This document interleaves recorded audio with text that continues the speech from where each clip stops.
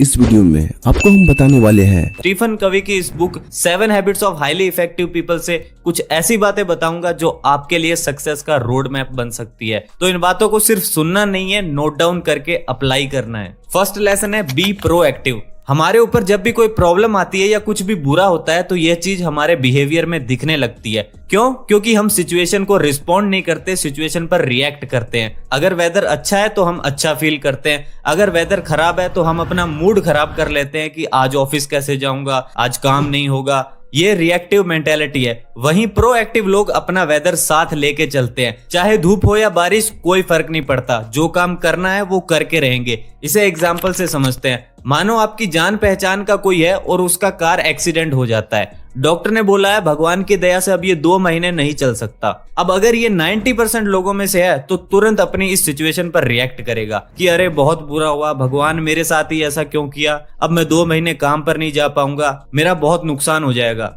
वहीं अगर ये आदमी प्रोएक्टिव है तो ये सोचेगा कि 2 महीने ऑफिस तो नहीं जा सकता, तो क्यों ना फैमिली के साथ टाइम स्पेंड कर लिया जाए, कुछ पुराने दोस्तों से मिल लिया जाए, कुछ फेवरेट टीवी शोज और बुक्स है उन्हें फिनिश कर दिया जाए। ऐसा बहुत कम लोग सोच पाते हैं, पर आप इससे एक जरूरी लेसन सीख सकते हैं कि प्रॉब्लम हमें कभी भी दुख नहीं देती, हम प्रॉब्लम को कैसे रिस्पॉन्ड करते हैं उससे दुख मिलता है। प्रोएक्टिव लोग सिर्फ उन्हीं चीजों पर फोकस करते हैं जिनके बारे में वो कुछ कर सकते हैं, और रिएक्टिव लोग उन चीजों पर फोकस करते हैं जो उनके कंट्रोल में ही नहीं है, जैसे कि पड़ोसी की नई गाड़ी, टूटी हुई सड़कें, बढ़ती महंगाई और पेट्रोल के दाम। मैं तो कभी कभी हैरान हो जाता हूँ कि जिनका 200 रुपए के पेट्रोल में पूरा हफ्ता निकल जाता है वो भी महंगाई की बात कर रहे हैं।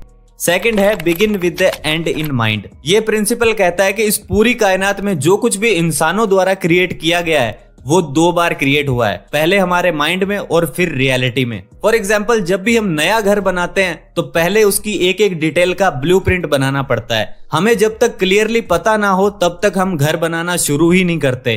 क्यों?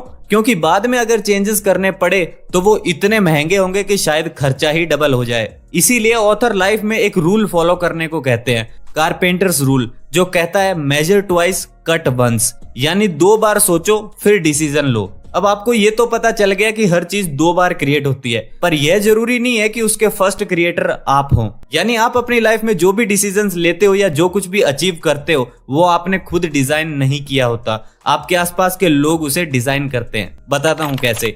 अगर आप फिटनेस पर ध्यान नहीं देते तो चांसेस है कि आपके सर्कल के सारे लोग ऐसे ही होंगे। अगर आपकी इनकम 50,000 है तो आपके दोस्तों की इनकम 10 लाख नहीं हो सकती। अगर आपके दोस्तों के पास 10 लाख की गाड़ी है तो आपके पास 1 करोड़ की गाड़ी नहीं हो सकती। यानी आपके इंटरनेट पैक से लेकर आपकी गाड़ी तक सब कुछ बाय डिफॉल्ट चल रहा है, आपने कुछ भी डिजाइन नहीं किया है। और यही सबसे बड़ा फर्क है एवरेज और कामयाब लोगों में। कामयाब लोग अपनी लाइफ डिजाइन करके जीते हैं। तो आपको भी अगर इफेक्टिव लोगों की लिस्ट में आना है तो खुद से डिसीजन लेना स्टार्ट करो।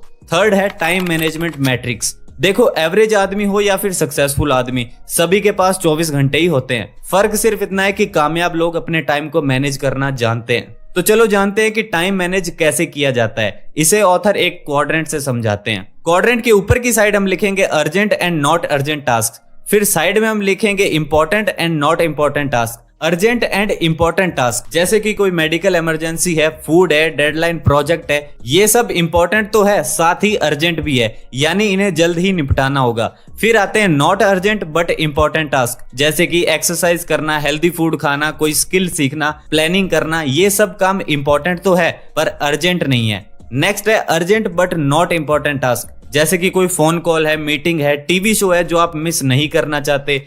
ये सब काम अर्जेंट है पर इंपॉर्टेंट बिल्कुल भी नहीं है। फिर आते हैं नॉट अर्जेंट और नॉट इंपॉर्टेंट टास्क, जैसे कि social media apps, web series, movies, some pleasant activities. ये वो सब काम है जो ना तो जरूरी है और ना ही कोई जल्दी है। अब जो सक्सेसफुल लोग होते हैं वो 3rd और 4th क्वाड्रेंट का काम करते ही नहीं है, चाहे वो अर्जेंट हो या ना हो, क्योंकि वो इंपॉर्टेंट ही नहीं है। वो थोड़ा बहुत फोकस करते हैं क्वाड्रेंट 1 की एक्टिविटीज पर, जैसे कि मेडिकल इमरजेंसी, फूड एटसेट्रा पर, और ज्यादातर फोकस करते हैं क्वाड्रेंट 2 की एक्टिविटीज पर, जैसे कि daily exercise, healthy food, continuous planning and learning. अब ऐसा क्यों? ऐसा इसलिए क्योंकि उन्हें पता है कि अगर वो इंपॉर्टेंट और नॉट अर्जेंट वाला काम नहीं करेंगे तो कुछ दिन बाद वो अर्जेंट हो जाएगा पर इंपॉर्टेंट नहीं रहेगा।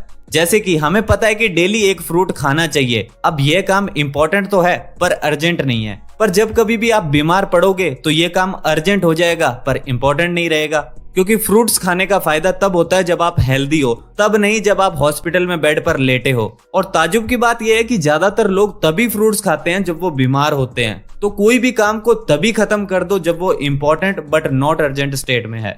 फोर्थ है सिनर्जाइज। सिनर्जी का मतलब होता है the whole is greater than the sum of its parts, यानी जो पूरा है वो उसके टुकड़ों के जोड़ से ज्यादा होगा। बताता हूं कैसे। अगर हम दो पेड़ों को अलग अलग लगा दें तो वो ग्रो तो हो जाएंगे पर उन्हें उखाड़ा जा सकता है। वहीं अगर दोनों पेड़ों को बिल्कुल साथ साथ लगा दिया जाए तो अब उखाड़ना बहुत मुश्किल हो जाएगा। क्यों? क्योंकि जड़ें गहरी हो चुकी है, दोनों पेड़ एकजुट हो गए हैं। ऐसे ही हम भी जब टीम अप होकर कुछ करते हैं तो इतना कुछ कर सकते हैं जितना हम अकेले कभी सोच भी नहीं सकते। आज इस दुनिया में जो भी बड़े बिजनेसेस चल रहे हैं वो कोलैबोरेशन की वजह से चल रहे हैं, कंपटीशन की वजह से नहीं। कंपटीशन हमारी जड़ें कमजोर करता है, कोलैबोरेशन जड़ों को मजबूत करता है। इसीलिए आपने देखा होगा कि सक्सेसफुल लोग अपनी टीम को खुद से आगे रखते हैं क्योंकि वो उनकी वैल्यू समझते हैं। फिफ्थ है sharpen the saw. Author 4 dimensions of renewal की बात करते हैं, physical, mental, spiritual and emotional. यानी फिजिकली फिट होना, मेंटली क्रिएटिव होना, स्पिरिचुअली शांत होना और इमोशनली स्ट्रांग होना हमारे लिए बहुत जरूरी है।